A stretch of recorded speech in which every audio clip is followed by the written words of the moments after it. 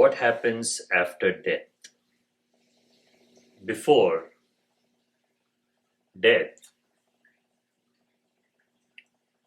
or understanding what happens after death, we have to understand life.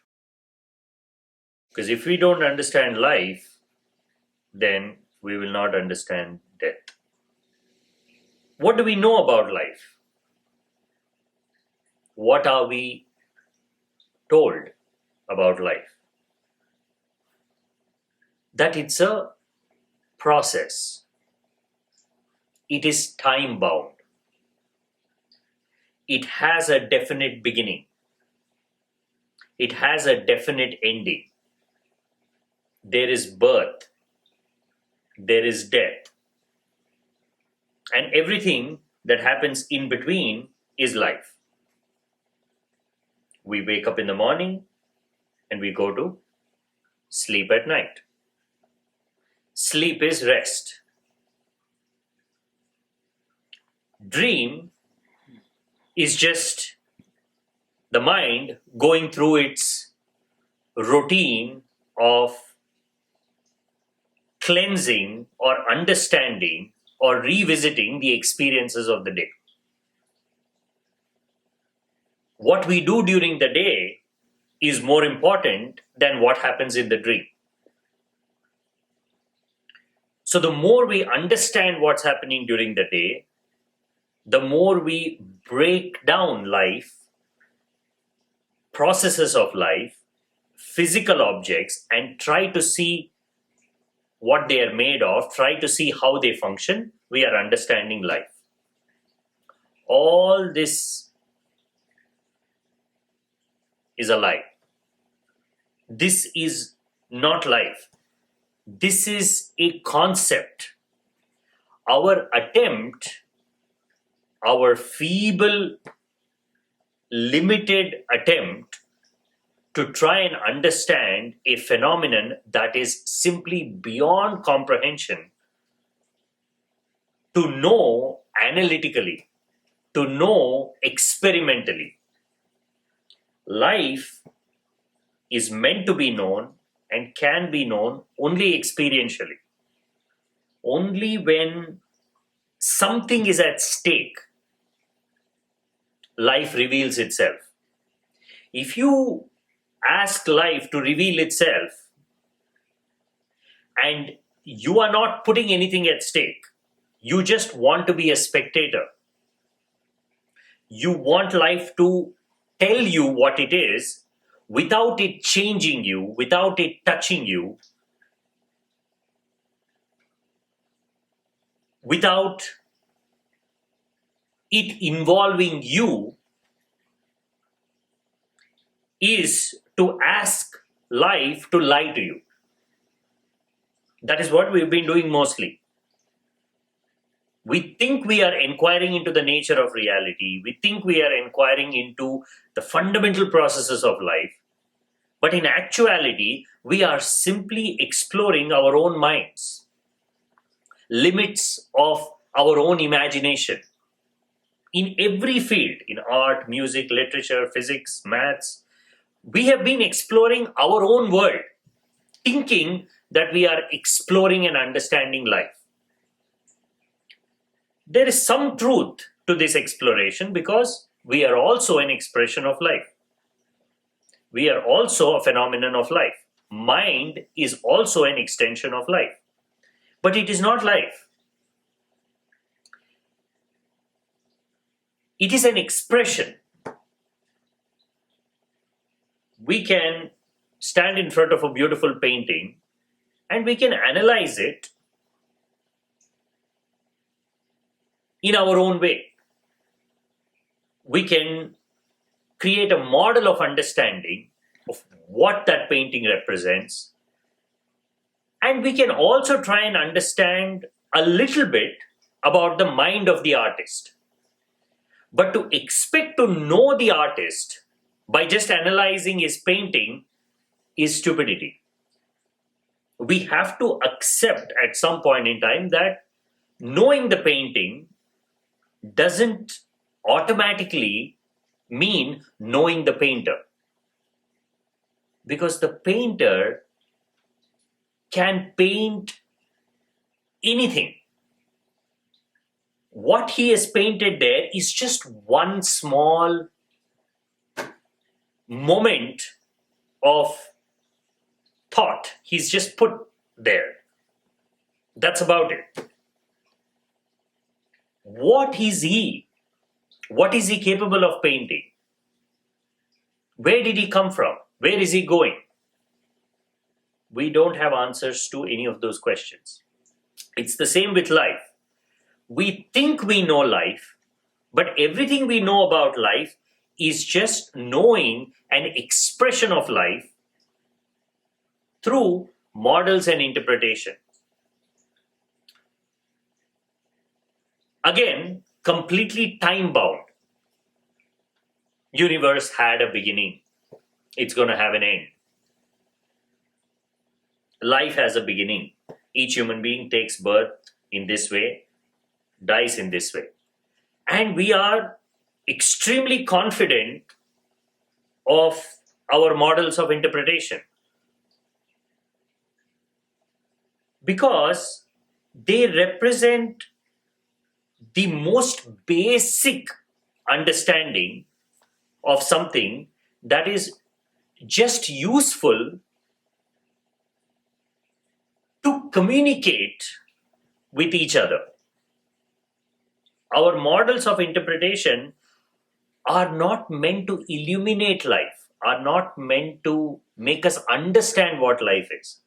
They are meant to help us communicate with each other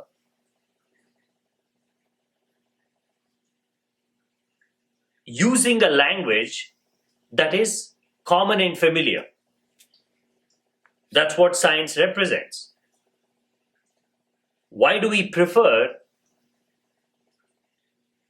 scientific language and not religious language when we are trying to, let's say, build a bridge?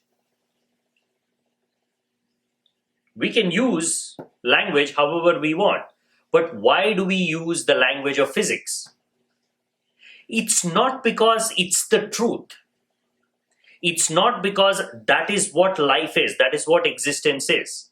It is only because we have figured out in all our interactions that we need an objective language that represents things in a way that we can communicate to each other what we are talking about with least amount of confusion. That's what physics represents. A language that helps us to talk about something by removing subjective, emotional interpretation. So when we talk about gravity, we can talk about it in so many different ways, emotionally, psychologically, religiously. But when we are using the concept of gravity for a particular purpose, the best language is the language that removes all subjectivity and helps us to objectively understand what it is. But that does not mean we know what gravity is. This is the biggest illusion we live in. Just because we can define something, talk about it, think about it, create mathematical rules for it, doesn't mean we know what it is. We are still only investigating a small part, a small expression of life. The cause of it, the primary creator of that entity is still hidden. Think about it. We don't know what gravity is. The reason I can say with absolute certainty we know nothing about gravity is because we attribute the entire creation of the universe, the creation of stars, the creation of planets, everything to gravity. But the question is, gravity is not a cause, it's an effect. You need matter in the first place to have any gravity. Light has no gravity because it has no mass. Then how can you attribute the creation of planets and stars to an entity that comes about as a byproduct of mass? So, how can you talk about gravity as the creator of mass when it is an effect, not the cause? No, we've only been chasing our tails when it comes to gravity. However, we try to explain it, we cannot explain it because we go to the starting point where what happens when there's no gravity? Then there's no matter. If there's no matter, then how do you explain space? How do you explain the physical world we are living in? It does not make any sense. And that's where things stop. So, the starting point of understanding what death is to know that we know nothing about life. Otherwise, we cannot talk about death, we cannot talk about what happens after death. Because with this model of understanding of life, which is flawed, which is useful but not true, usefulness and truth are not the same. We hold on to ideas and concepts that are useful to us, that makes our lives a little better. But they don't represent the truth. The truth is what it is. To know what death is, we have to forget everything we know about life. And the most important thing we need to forget is time. Time is that flimsy, imaginary, perceptual thread that ties all our models and interpretations of life. And it is an invisible thread. It is accepted as real. When we talk about Big Bang, when we talk about creation of the universe, when we talk about birth, when we talk about death, the invisible assumption is time. Oh, something exists before, something exists after. Even the concepts of before and after assume time. You speak a sentence, if it has anything to do with what's happening around you, it will have an underlying assumption of time. Let's say you say, I want to, whatever, I want to take a walk. Right there is an assumption of time. Wanting is a desire. Already you are imagining something that might happen in the future. The moment you step away from the present, you are creating the concept of time. Whether you use the word time or not is immaterial, it is there. When we talk about before and after death, before and after life, what is the fundamental assumption? That this before and after is real. We are not questioning that at all. In fact, death is so easy to understand if we understand what is this before and after. Because in our minds, there is a beginning, there is an end. There is a before, there is an after. Life unfolds like pages, one after the other. Now, unless I flip the page, I can't see what's on the other side. But life does not limit itself to our perceptual limitations. Life transcends all limitations. And most importantly, it transcends the limitation of time. Life has nothing, absolutely nothing to do with time. Time is our own mental construct. Time is our own way of trying to make sense of change, of life, of events, experiences. Time doesn't exist. The more time we spend understanding time, we will understand life, we will understand death, we will understand rebirth, reincarnation, everything in a very scientific way, not in a way that appeals to us, in a way that is real. There is a real.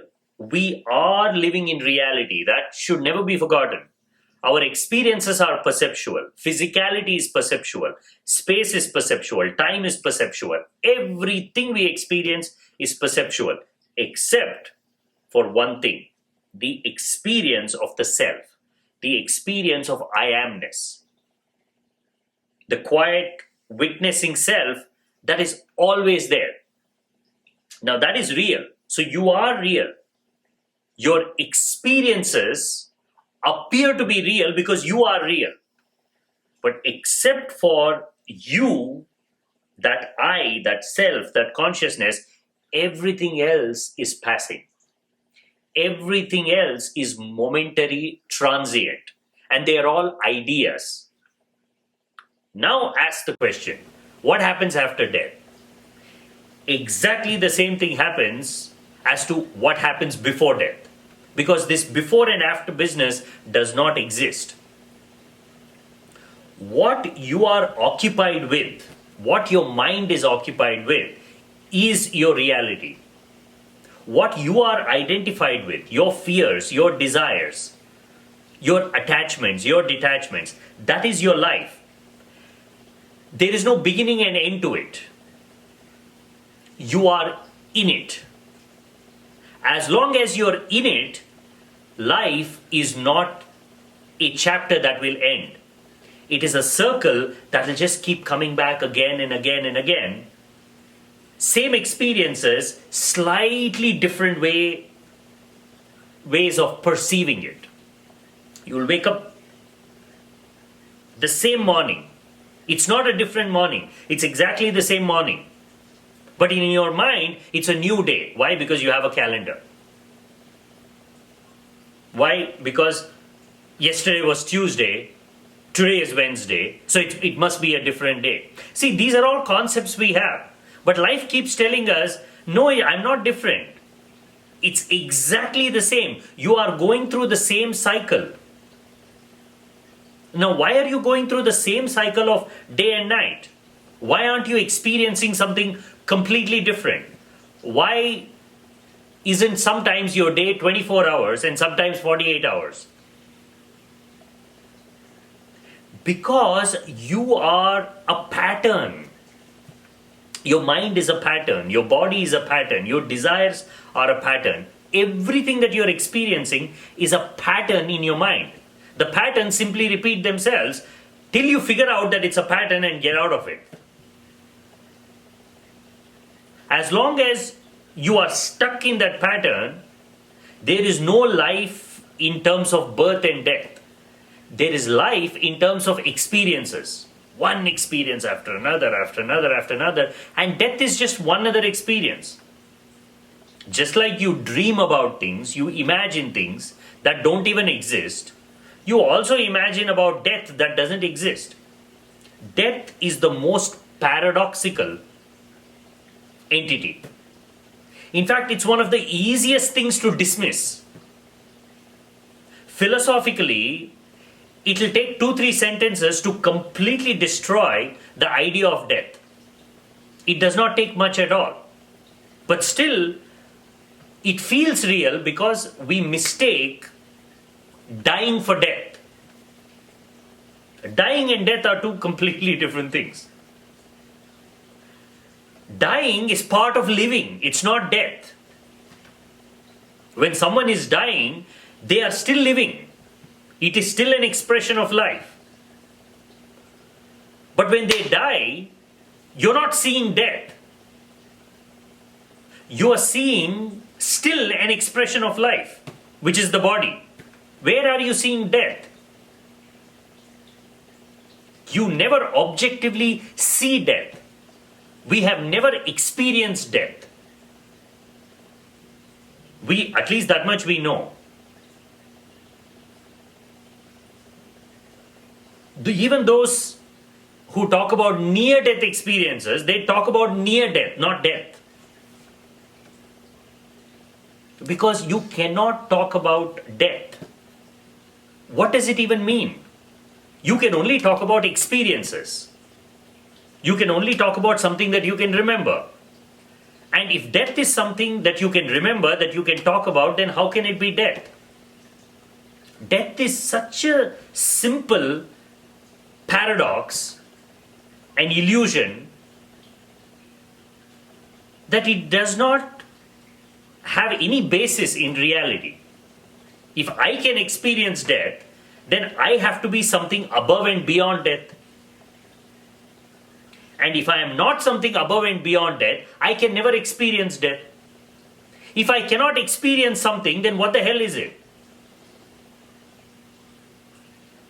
We can keep talking about it, we can keep thinking about it, but it never happens. Death is that one illusion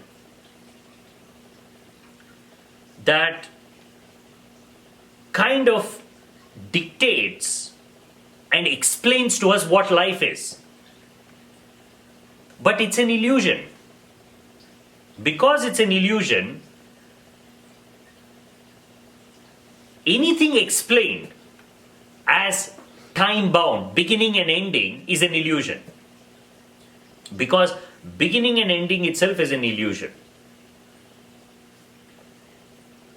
Because life is not a process. Aliveness is not a mechanism. It is not biological. It is not chemistry. It is not physics. Life is the fundamental nature of reality. Till we understand that, life will completely mesmerize us. It will always stay beyond our understanding, and it will keep on confusing us. And how do we know that we don't understand life? It's so easy to say, oh, this is all just nonsense. Are you telling me that hundreds of years of scientific discoveries, biological, chemical understanding, how a child is born, what happens after death, are all these illusions? Yes. It's all an illusion because it's an interpretation from the mind. Now, the simplest way to know if what we are being told is truth or lies is to simply observe the effects. If you were to live your life based on all these rules, does your life and experience of life get more joyful? Do you enjoy life more? Or do you get more stressed? Do you get more anxious? Do you become more uncertain? Let's say you're going somewhere and you don't know that you're going in the wrong direction. You don't know that direction. You don't know the destination. You're just going. But how do you know that you're going in the wrong direction? You will know it if you pay attention that you are experiencing things that you're not supposed to experience. You are seeing things you're not supposed to see. The road is bumpy. The path is too windy. There's something not right. There are too many hurdles, too many obstacles. Every step you have to be careful. You have to be watchful. Otherwise you'll fall into that ditch. The journey itself is telling you you're going in the opposite direction. Ask anybody, they'll say life is stressful. There's so much anxiety, so much tension, so much fear, so much uncertainty. All these are indications that we are moving in the wrong direction. But we are questioning everything except for this direction itself, because we fully believe that this is the direction in which we need to be going. Future. A future that is purely imagined by us. We can imagine the most perfect future and put ourselves there.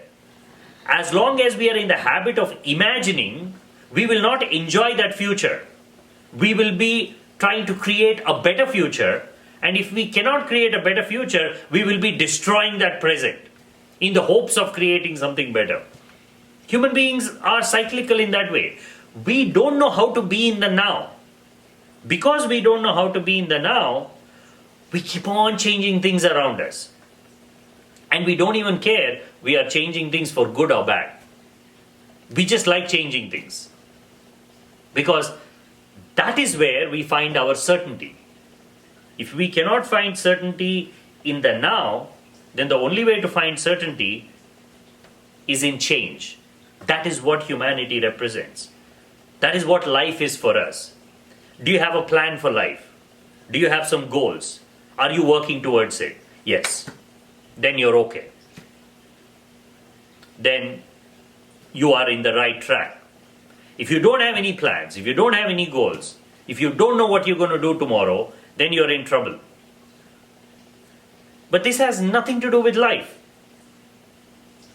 Most creatures live without a plan. We know that. They just live. But human beings cannot live that way. We are a little too aware to simply live like animals. And at the same time, we are not aware enough to know that the direction in which we are moving is wrong. The longer we live, the more confusing life becomes. Eventually, we just accept life as what it is. That is what settles us. That is what calms us down. It's not understanding that calms us down. It is like, this is it. I can do this, I cannot do this. I can pursue this desire, I cannot pursue this desire. That's what maturity is. Maturity is really not knowing life, at least in our human context. It is simply having gone through many experiences, you know what to do and what not to do, and you simply accept the limitation of life. When you're young, you just don't accept that limitation. You want to try everything. You want to see what you can do because you just want to head in a certain direction. But after going in that direction for a while, things will begin to change. All the things you've been asking for, you will begin to realize, okay, life is something else. It's not about wanting something and getting it, because wanting and getting itself is a mental construct. Once I get into that pattern, unless I recognize that as a pattern and step out of it, I am in that loop of wanting and getting, wanting and getting. It is not a path that leads to satisfaction. It just leads to more wanting and more desiring. Desire breeds desire. Desire doesn't lead to satisfaction. It's a simple concept, but we don't get it. Because for us, the process of desiring itself is enough. We don't care whether we actually get it or not. Actually, we don't even know what to do if we get it. All of us, we are wanting something. That is clear. Just looking at human beings, the way we wake up in the morning and the way we go about our lives, we are all wanting something. But if you were to suddenly give it to them, okay, here, everything that you're wanting, everything you're desiring is right here, take it. After 10 minutes, they'll be lost again. Okay, I have it all, then what? Because our restlessness is a habit. It has nothing to do with reaching a destination. It has nothing to do with accomplishing things. It is an addiction. Because we are addicted to restlessness, we will continue to be restless whether we get something or not. Even in the most perfect world, we'll be restless, anxious, stressful, fearful. No doubt about it. The problems of humanity is not physical, it is mental, it is psychological. And in a deeper sense, existential. We our life and we are trying to know life, that's a paradox. In that trying, we are missing life. To know life, you have to be with life. And the only way to be with life is to be here. Be in the now. The moment we step into the stream of thought, we are lost. For hours we are lost. We are somewhere else. And in that dreaming process, we are talking about life, we are talking about death. We are wondering about what happens after death. What will my new life be? No new life. Because death itself is an illusion. You will just sleep and wake up like the way you have been doing every single day. Because the day you're not able to do that, then what is the point of even talking about death? If you are not there to think about death, to contemplate on death, to ask questions about death, what is the meaning of death? Right there is the paradox. You approach death from any angle, it's an utter illusion. Because you can't do anything with it. To talk about after death, it has to be real, but it isn't. To talk about death itself, it has to be something real, but it isn't. It's not like we don't know what death is, we don't know what happens after death, it's a big mystery. It's not that complicated. The reason we don't know about death, the reason why it's a mystery is because it's an illusion. It's a paradox, it's a concept, it's an idea. When you see someone dying and when you see a dead body, you don't know what's happening in the inner dimension of life. There is an inner part to life. Life is not just what we see on the outside. Outside, what we see is just the projection that we are seeing on the screen. There is a place where the movie is being created. What we experience is the final, last emotional throw. Here, this is what you want to see, it's out there. That's what an experience is. But the entire mechanism is internal. It happens while we are dreaming. It happens internally. We don't talk about it, we don't think about it much because, it's just dream. We are just asleep, nothing much is happening. We are in a totally different world. We are not in this physical world. For hours and hours. And yet we don't regard that as something fundamental. Because to know that, we have to go there experientially. We have to stay awake while falling asleep. Now, who's going to do that? I would rather read about sleep. I would rather ask someone to tell me what sleep is than to know sleep by being awake. That's the challenge. Life as a process, as a phenomenon, is a sleep. It's a dream. The only way to know it is to be awake while it's happening. But that's hard. The easy part is to slip into the dream and keep on thinking about the dream in language, words, ideas. If we want to know what death is, we have to know what life is. And to know what life is, we have to know what this moment is. And to know what this moment is, we have to completely remove the concept of time. If we remove the concept of time, then this moment becomes everything. This moment becomes eternity. This moment reveals everything. This moment will tell you what is real, what is not real. You keep coming back to this moment again and again and again and again. A day will come when it will suddenly hit you. Oh, what am I coming to? I am neither going nor coming. I'm always here.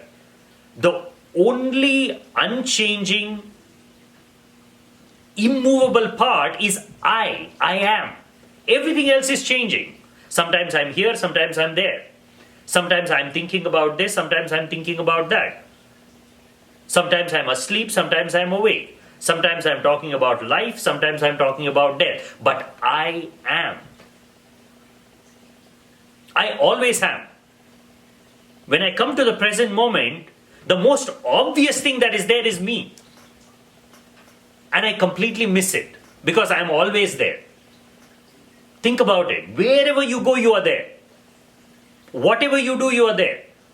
In all your thoughts, in all your dreams, in all your desires, you are there. Why is it so hard to accept that you are the fundamental nature of reality? Because that is not what we've been told. That is not a part of our model of interpretation. That is not a part of our education. Then there is a conflict. Your experience is telling you one thing, your education is telling you something else. Now it's a choice. Do you want to believe in this or do you want to believe in that?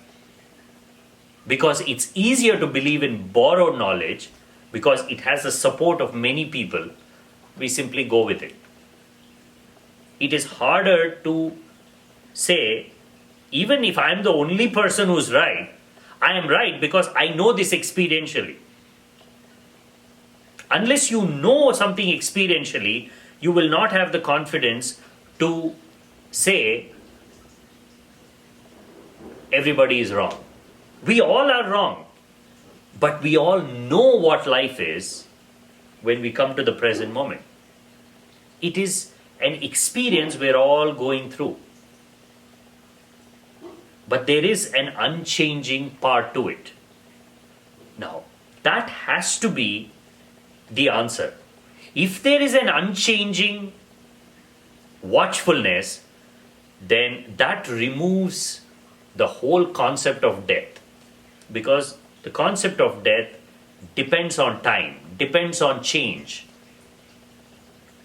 If there is something eternal, if there is something always there, then death is pure illusion.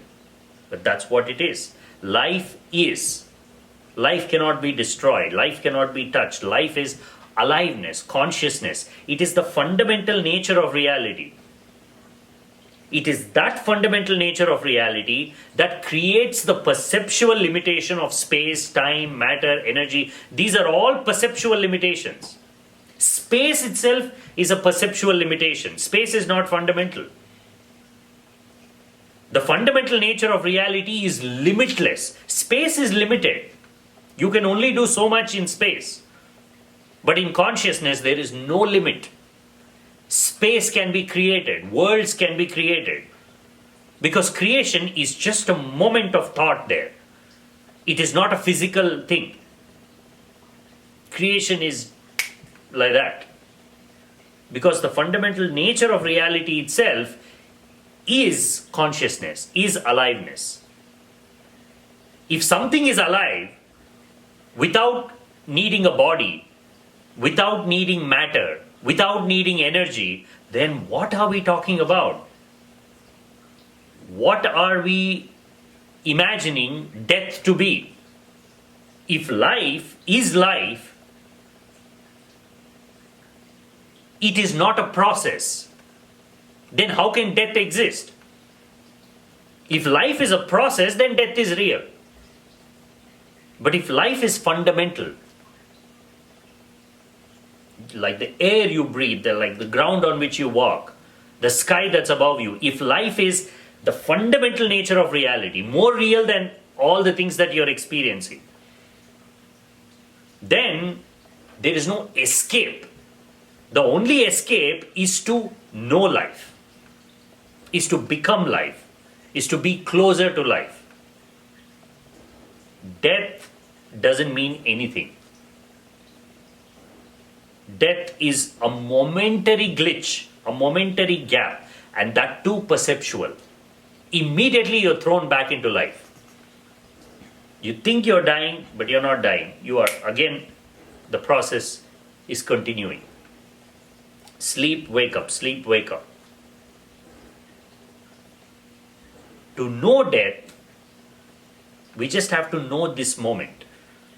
And to know this moment, we have to forget all concepts of life, all concepts of death, and just ask the question, be in the now and ask, if I am not there to ask this question, to contemplate on death, what does it even mean? Then you will see death is just an idea. It is a time bound idea, and you are something transcendental. You are not limited by time. You are this moment that is sitting outside of everything. And it is very simple. You are not a process. You are not a phenomenon. Everything else is happening within you. That you is the problem. What are you identifying with as you? Is it your body? Is it your mind? Is it your desires? Is it your activities? But you're none of those. You are you. Something that cannot be defined, something that cannot be touched, something that cannot even be spoken about, but that cannot be denied. That's always there. Just ask this question. If the fundamental nature of reality is neither space, nor matter, nor energy, but me, how would that change your perception of life? How would that change the way you look at things? Simply for a few moments, just accept that the fundamental nature of reality is I am, is me. And then start asking questions about life, about death. You will see whatever answers you get, it might seem limited, it might seem intellectual, but that will be more real. Because you're starting from a ground reality, you.